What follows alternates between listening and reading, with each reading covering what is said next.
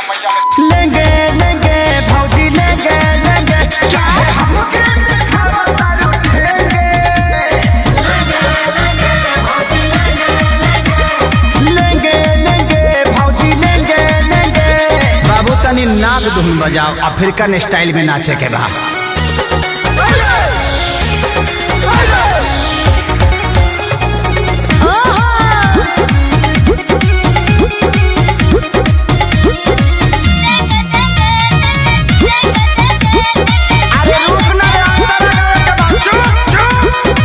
भौजी रूगल बेचो आरे लीची ले लो, देखे के पागल बाजार भइल बा हो जवार भइल बा, गाछी के फल फलादार भइल बा हो तो यार भइल बा।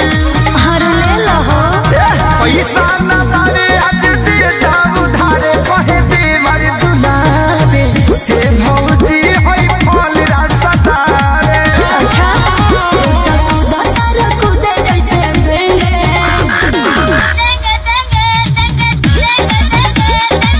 हाई बेंगावा घुस गइल रे, फिर कन भगवे किनारे। लेंगे लेंगे भौजी लेंगे लेंगे हम तो खैला बिना ना की लगेंगे।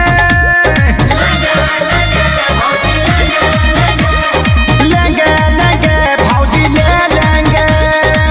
खाली छिले कर बस अकेले कर बस रे।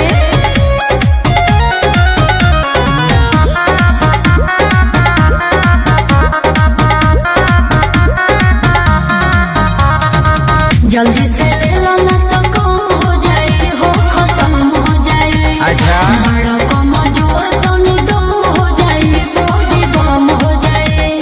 खेसारी खानी अखिलेश खेसारी विकास बार खड़ा ले खाती दोबारा हे भौजी होई माल तहर सहारा। बना के आइल बड़ा लोगेंगे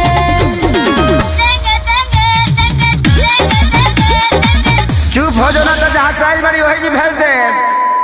लेंगे लेंगे भौजी लेंगे लेंगे सच कहो तनी माल ना बचेंगे।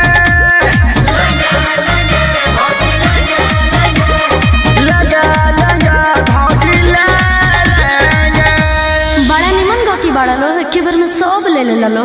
बड़का गांव पंचायत के पैसा है भौजी।